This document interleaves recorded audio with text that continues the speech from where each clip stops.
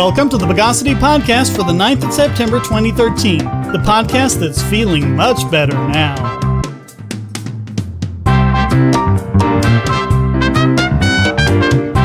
This is your host, Shane Killian, and we have a special treat this week. You've seen his name next to many nominations for Biggest Bogon Emitter and Idiot Extraordinaire. You may know him simply as D on the forum. Please welcome to the show, Dave Turcotte. How's it going? Oh, it's going great. Oh boy, we got a doozy today.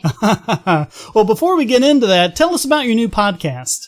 Yes, the Superplex Brothers, which is a video games and pro wrestling podcast. I do it with my buddy Matt, and we basically just sit around and talk about, well, video games and pro wrestling. So if that's what you're into, you can check us out on Facebook at the Superplex Brothers or on YouTube at the Superplex Brothers. Great.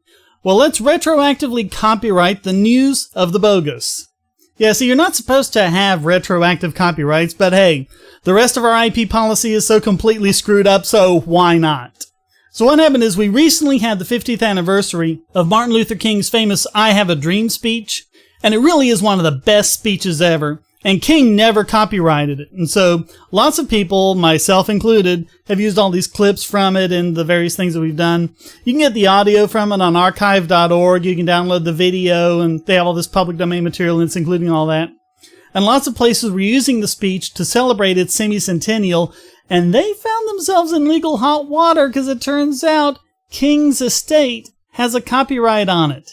Even though King himself never copyrighted, his estate copyrighted it after he died. Yeesh. I mean, I heard I Had a Dream, but I Had a Copyright was not a part of the original speech. No, I don't recall that. And this goes back to a 1999 court decision, Estate of Martin Luther King Jr. versus CBS Incorporated in the 11th District Court of Appeals. And basically, CBS was claiming, okay, King didn't copyright it, he didn't comply with any of the statutes on copyrights. When he performed the work publicly, that constituted a public domain publication. But his estate successfully argued that the delivery of the speech itself doesn't count as a publication, even though it was disseminated far and wide. Yeesh. I mean, honestly, this is one of those things where the family ought to be ashamed a little bit. I mean, I don't know about you, but I don't think Dr. King really would have appreciated people not being able to hear arguably one of the single most inspiring speeches in the history of humankind. Absolutely. Just because, they didn't pay enough money. I mean, they're really trying to make $1 off of the guy's name. People can shout greed all they want, but when I think of greed, I think of stuff like this. Well, Martin Luther King never made any money from any of his speeches or anything, and I think the few times he did make money, he either gave it back or donated it to someone or something like that. So he was never about doing this thing to make money. Indeed. And honestly, stuff like this is just tragic.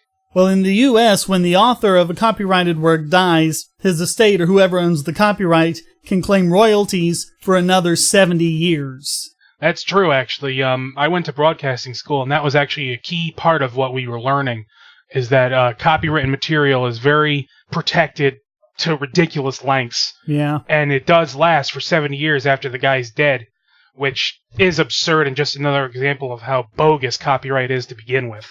Well, and when we get up to that 70-year thing, they're just going to extend it. Because they call it the Mickey Mouse Law. So 70 years after Walt Disney's death, Disney's going to be lobbying Congress big to extend those copyrights. Because they don't want the mouse going into public domain. You gotta love it. Or don't. That's the smart thing to do.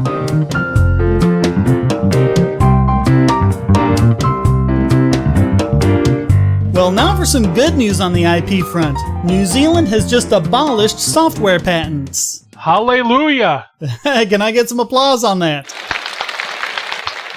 Yes, in a 117-4 vote, landslide, New Zealand's parliament has declared that computer software doesn't count as an invention. Honestly, that's a great thing. Patents have always been nothing but bogus garbage to begin with. Let's be honest, they're nothing more than a means to stifle competition. Let's say I build something, and then you decide, I can build better than that, and I want to compete against you. Or you say, I can build it just as easy as he can, and I'll sell it for cheaper. Well, guess what? I'm going to try and stop you, because I don't want you coming after my turf. Right.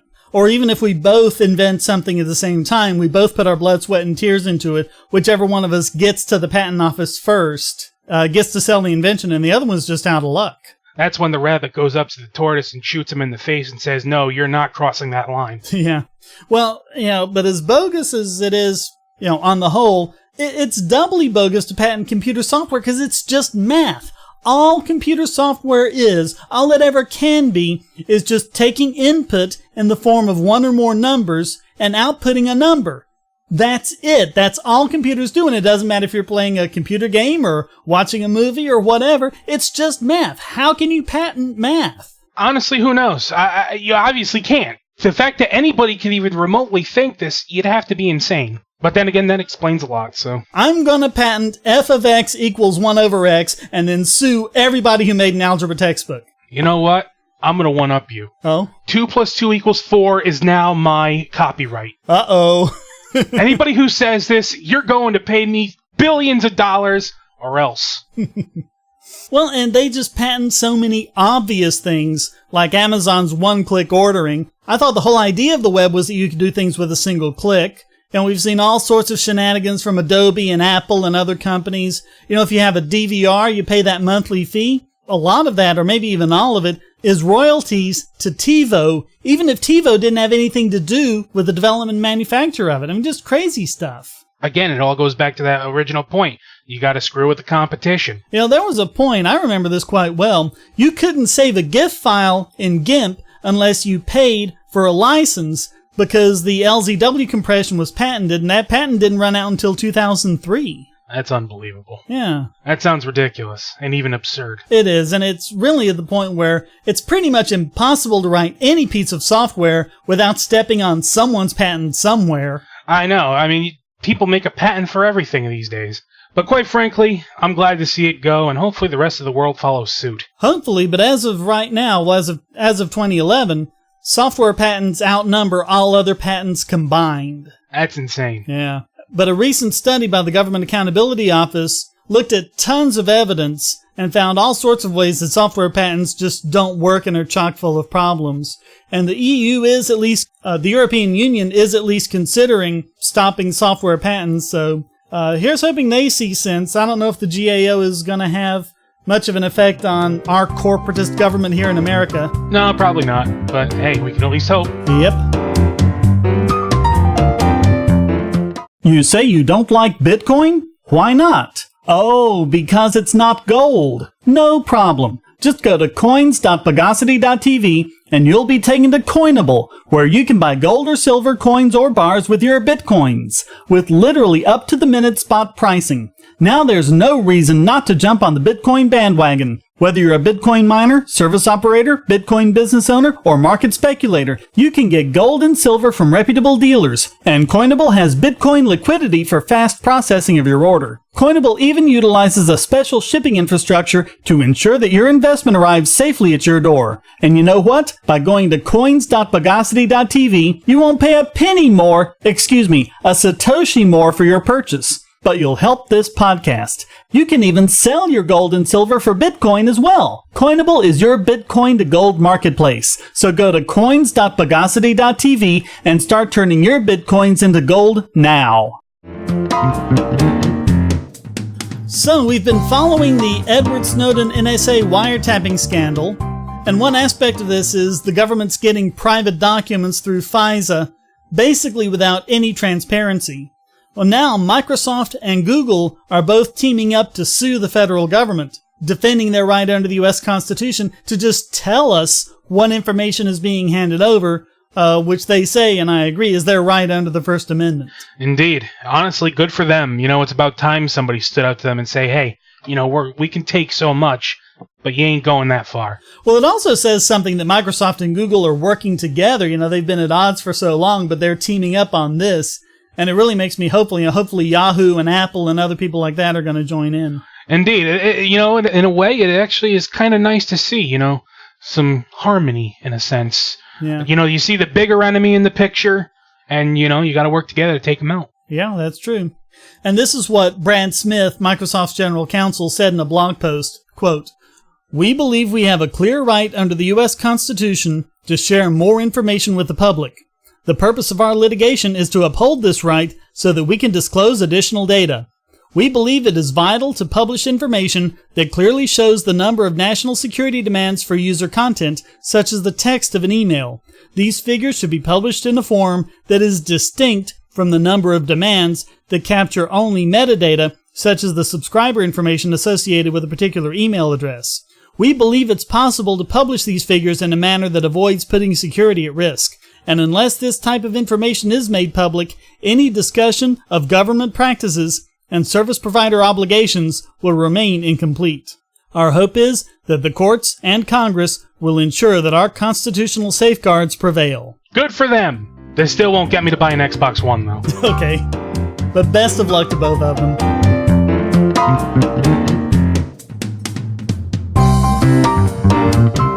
Well, here we have more anti-homeless actions from government, this time from my home state. A Raleigh, North Carolina police officer told a group of volunteers from Love Wins Ministries that they could be arrested for serving breakfast to the homeless. Yeah, more bureaucratic nonsense that proves yet again that government hates the homeless. I don't think it's really so much that they hate the homeless. They just don't like the homeless being visible so you can see what a crappy job they're doing. Well, not to mention, you really have no incentive to care about them when they don't pay your wages, so... Yeah, and they don't have a lobbying group or anything like that. Exactly. Well, a spokesman for the Raleigh PD says that the officer was enforcing a city ordinance, and this is Section 9-2022, which prohibits the distribution of food without a permit. Quote, "No individuals or group shall serve or distribute meals or food of any kind in or on any city park or greenway unless such distribution is pursuant to a permit issued by the Parks, Recreation, and Greenway Director." So you gotta go on your knees and say, "Mother may I" to the government. You know, it takes a real special kind of scumbag to forcibly prevent someone from feeding another person and then claim it's for your own good. Right. And the ministry had been doing this every Saturday and Sunday for the last 6 years, and then the cops just showed up out of the blue and told them they'd be arrested if they attempted to distribute food. Yeah, who cares how long you've been doing it? It's our rules now, boy! Yep.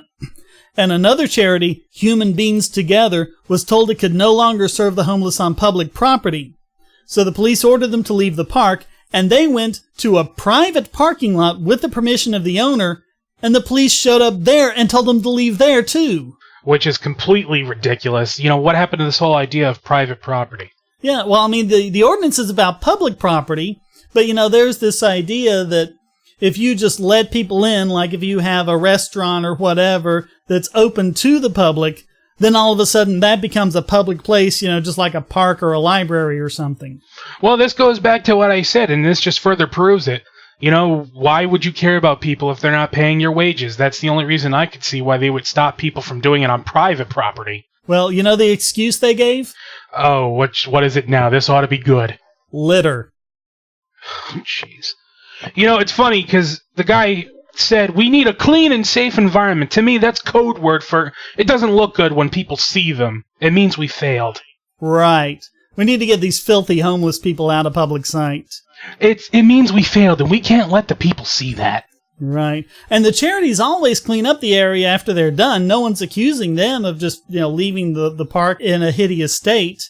And also littering, last time I checked, is illegal. So if littering is a problem, why not just find the people who are littering and arrest them or give them a fine or a ticket or whatever and let everyone else serve the homeless? Honestly, to me, it just also sounds like laziness. It's easier to just tell them you can't come here than it is to enforce the laws that are already in the books. It's kind of like what they always say in computer networking. Networks would run so smoothly if it wasn't for the users. Indeed. Bogosity.tv and all of its services are hosted at GoDaddy.com. I've been a satisfied GoDaddy customer for over 10 years now. Their prices are great, and their 24/7 support is second to none. So I'm happy to be able to give you this special offer. Just sign up for any new domain, web hosting, email, or many other services and get 20% off by typing in the code WOWNOBOGON. That's WOWNOBOGON. Because there's nothing bogus about these savings on quality internet service. Get your own .com with a personalized email address or establish your online business in a snap, all for 20% off. And you'll help this podcast too. Just go to GoDaddy.com and use the code WowNoBogon. More Bogosity from my home state, this time just down the road from me in Charlotte. The Charlotte City Council voted, in private, behind closed doors, to give the Carolina Panthers $144 million. I always want to do like the Dr. Evil thing and put the pinky, on the corner of my mouth, $1 million, for stadium renovations, and also raise taxes by almost $1 billion over 30 years, all negotiated behind closed doors with no opportunity for public input. I believe in privatization, but this is ridiculous. Yeah, that wasn't quite what we meant when we said take it private. Well, we've got all the usual complaints about, the Carolina Panthers. They're like, number 13 on the Forbes teen value list. They made $271 million in annual revenues and $28 million in profits. Why do they need all these subsidies from the government? But that isn't even the issue here. The issue here is the city violating the open meetings law. Even the debates on whether or not it should be done in a closed session were themselves done in a closed session. That actually is almost hilarious if it weren't so sad. I know. Don't get me wrong, I like football, but this is just another reason why the government needs to get out of it. Honestly. We're going to meet in private to determine whether we should meet in private. This is just a case of you wouldn't get this in a free market setting. No. If this were a free market setting, people could voluntarily raise money to help with the stadium. But this secret deal-making nonsense is something you can only get when the government is involved. Because obviously, not everyone's going to agree to raise the taxes. Because, hey, not everybody likes football. That's true.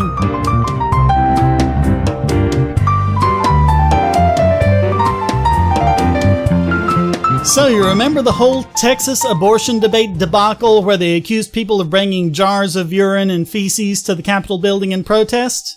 Yeah, guess what? Turns out it's not true. Well, shocking, I know. That's not surprising at all. The claim seems to have started with Lieutenant Governor David Dewhurst, who said he actually saw people with urine and feces. Oh, really? He actually saw it? Yeah, he says he saw it himself. Wow, I guess we should take his word for it. Well, after the public fury, Department of Public Safety Director Steve McCraw said, quote, "I'm tired of reading that we made this stuff up. Let's get the photos we have to members and the media. Does anyone realistically believe we would fabricate evidence to support a political agenda?" Yes. Yeah, that's exactly what we think. Bureaucrats do this all the time. This is not new. This is not new information at all. This is something that they do. It's practically in their job description to lie, to make stuff up, to raise their own political agendas. What is this guy thinking? Well, he made all this grandstanding about, let's release the pictures. There are no pictures. None of the items were confiscated. And after the DPS argued that they should be able to keep all their documents concealed from the public, the Attorney General ordered to release them to the public. And guess what? No evidence whatsoever of anyone bringing urine or feces to the protests. I guess you could say they're full of crap.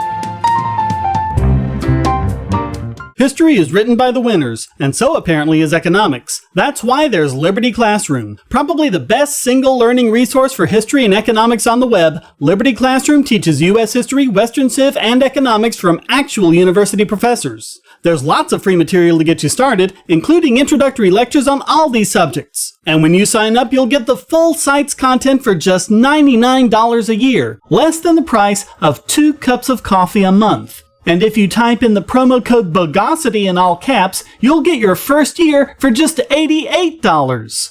Lectures are available in both video and audio format, so you can watch or listen to them on your computer, your phone or tablet, or in your car. Learn at your own pace about the subjects you're interested in and become a more effective debater. You'll also get access to lots of supplemental materials and even the professors themselves via the discussion forum and even live video chats. Inform yourself against the myths and propaganda of our society. Visit libertyclassroom.com.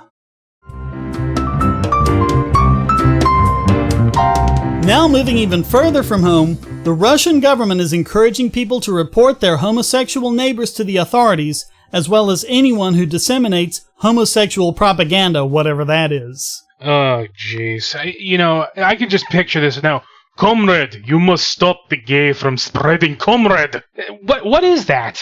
I don't even know. I mean, if I have a book written by Christopher Isherwood, does that count? This is like 12-year-old stuff. What is this, cooties? Are we on the playground? I mean, come on now. You know, this is just nonsense.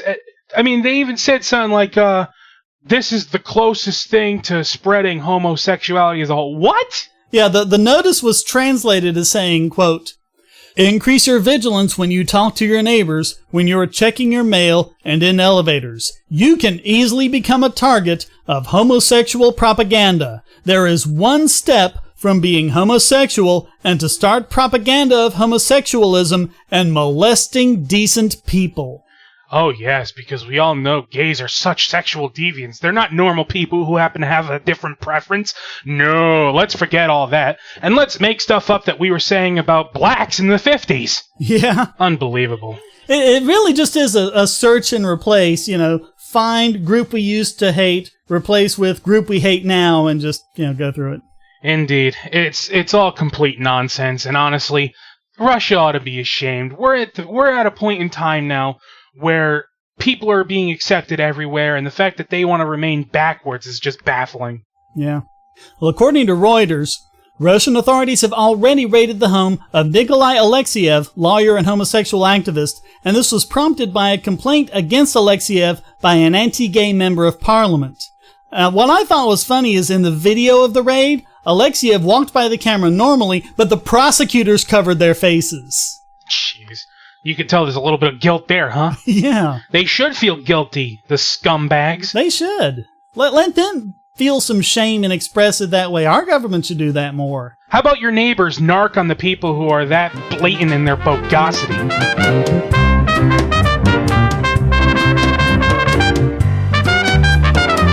And now it's time to feed crow to this week's biggest Bogon emitter. And this week, it goes to Allison Benedikt of Slate.com. What is it about Slate lately? Who says that you're a bad person if you send your children to private school. Literally, she said that verbatim. I'm not paraphrasing. Oy, oy. Who cares about what's best for your children? You need to make sure I feel good. What kind of moron actually thinks this? Here's part of what she said. Quote, everyone needs to be invested in our public schools in order for them to get better. Not just lip service investment or property tax investment, but real flesh and blood offspring investment. Your local school stinks, but you don't send your child there? Then its badness is just something you deplore in the abstract. Your local school stinks and you do send your child there? I bet you're going to do everything within your power to make it better. Well, let's see. Many people send their kids to public school now, and they still suck, and they're still filthy. Yeah. That's not a real argument. If a company is doing something you don't like, the way you incentivize a company to do better is to stop buying their product. If you keep buying it, it's not going to get any better. And what do you think, you're going to force people to just make it better? If they don't care to begin with, they're not going to invest their time in it. Here's an interesting fact. Benedikt's husband is Gawker blogger John Cook, who is called for the banning of private schools. Geez, I guess it runs in the family, huh? Well, listen to this. Quote, you want the best for your child, but your child doesn't need it. If you can afford private school, even if affording means scrimping and saving or taking out loans, chances are that your spawn will be perfectly fine at a crappy public school. Wow. Just wow. It's amazing to me when someone says to me, you don't need this, lower your expectations. There's something seriously wrong with that. Especially when you're dealing with children, which everybody says they're the future. Yeah, they're what you're supposed to do the best for, right? Why would you lower your standards with them? That makes no sense to me. And you could talk all this nonsense you want about, well, if we were all in public school, the PTAs is where everything would get done. The parents go in there and fight for the children, and they go after the teachers who are bad. That's not true. I can attest to the fact that that's not true. No. I can attest to the fact that that's not true. I went to public school. When I was in 9th grade in high school, I had an algebra teacher who was terrible. She didn't teach at all, and there was stuff on our final exam that we never even learned in class, because guess what? All the final exams for that grade's algebra were the same, regardless of whether we were all taught it or not. and I had to go to summer school that year because of that. Wow. So I can tell with experience that is blatantly not true. And notice that Benedikt herself has not moved to a poor neighborhood to send her kids to a crappy school, despite the fact that, the crappy school doesn't matter and it'll make the school better. Oh, that's how it always works. You know, if you're going to say that people are bad for going to private school, and then you want to keep yourself in the higher class area, what does that make you? Well, I guess it would make you Barack Obama, because he pays $33,268 a year to send each of his children to the Sidwell Friends School in Washington, D.C., instead of the crappy D.C. schools, which spend, according to the U.S. Census Bureau, $29,409 per pupil. Not that much difference, just a few $1,000s, and yet the private school does so much better. But Shane, he has to. Think of his children. If they had to go to public school, they'd never be left alone. Folks, if you're going to make special pleading arguments for people, you don't have an argument. Different rules for thee than for me. Indeed. The political elite or any other elite should not get some kind of special privilege from your argument. Now, I don't even know what to make of this next bit. Quote, also remember that there's more to education than what's taught. Reading Walt Whitman in 9th grade changed the way you see the world? Well, getting drunk before basketball games with kids who lived at the trailer park near my house did the same for me. In fact, it's part of the reason I feel so strongly about public schools. Well, I think that explains a lot, don't you? Indeed, you'd have to be drunk to think, screw better service. Hey, this is the way we should raise our kids. Just have them all go get drunk behind the trailer. Yeah. That's a great life experience. Indeed. But you know what? Honestly, all this boils down to is how dare you have stuff that I don't? You're bad. Yeah. And honestly, you know, we can laugh about these kind of morons who claim, you know, I'm not proud of my ignorance. Of course you're not. But that's why you want to spread it to everyone else. Yeah. Well, it's not just that. It's how dare you go against what our holy saints in government want. Honestly, these people just need to grow up. Of course, all of this means that Allison Benedikt just has to be this week's biggest Bogon emitter.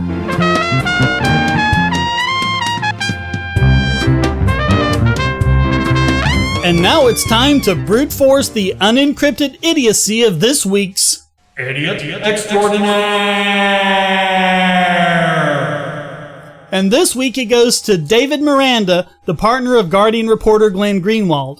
And you might remember we covered his detention and questioning without access to an attorney. We covered that on the last podcast, but bear with me, this will take a little bit to set up. Okay, so Edward Snowden gave his leaked documents to Greenwald after instructing him as to how the documents could be transmitted and stored securely. One of those methods is to secure files with a password such that only someone with the password can unlock the decryption key and view the file's contents. And Miranda was apparently carrying around an external drive with 58,000 classified intelligence reports on it, presumably delivering them to Greenwald. That was when he was detained and questioned. And remember, they took a lot of his stuff. This drive was apparently one of them. That drive itself was encrypted with TrueCrypt, which is freely available drive encryption software. It uses very strong encryption keys, which can only be unlocked with a password. Once the password is unlocked, you have access to the entire drive. Now, here's where the fail comes in. In addition to the drive itself, Miranda was also carrying around a piece of paper with the TrueCrypt password written on it. Probably not the smartest idea to leave your passwords on you in the open like that.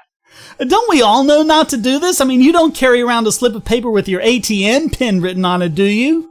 No, and he has 58,000 documents on it that are all classified information.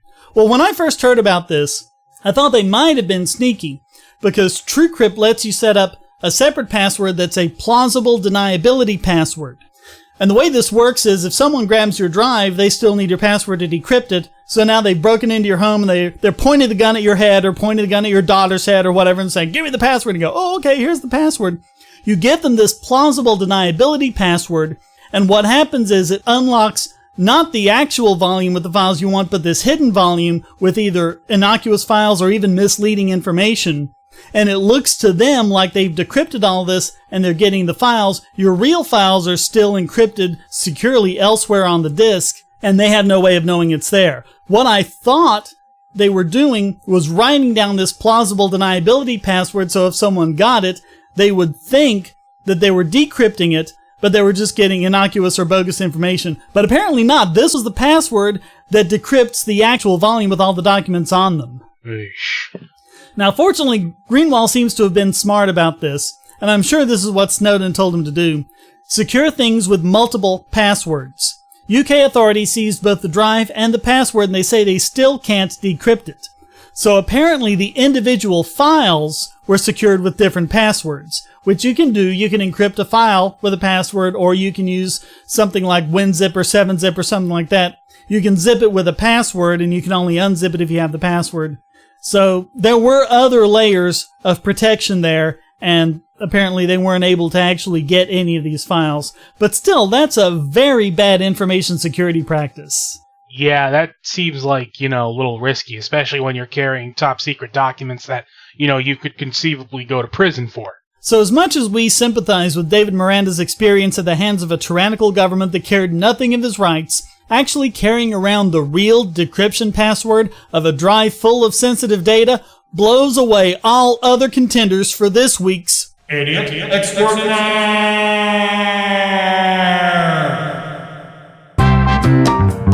Well, that wraps up this Melts in Your Mouth, Not in Your Hand edition of the Bogosity podcast. Please visit the forums at Bogosity.tv, where you can read the show notes and join the discussion on these and other subjects. This podcast is free but not free to produce, so please donate via PayPal or Bitcoin at the top of the Bogosity.tv website or down the right-hand side of the podcast page, and give generously to keep this podcast going. And if you'd like to contribute to the podcast, just send a question, statement, news article, or rant to podcast@bogosity.tv. Put it in an audio file, and if it's good enough, it'll get played right in the podcast. Thank you for listening, and thanks to my co-host, Dave Turcotte, for joining me. Hey, it was good to be here. Until next time, here's a quote from John F. Kennedy. Those who make peaceful revolution impossible will make violent revolution inevitable. The Bogosity podcast is licensed under Creative Commons Attribution Non-Commercial No Derivatives 3.0 Imported License.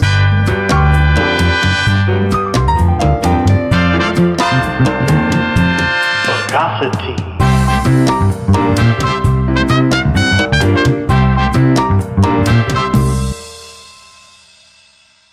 Actually, I'm surprised the story I had didn't make the cut, because the Idiot Extraordinaire I nominated this week was the guy who said we need to attack Syria, even if you don't agree with it, just because it makes us look good.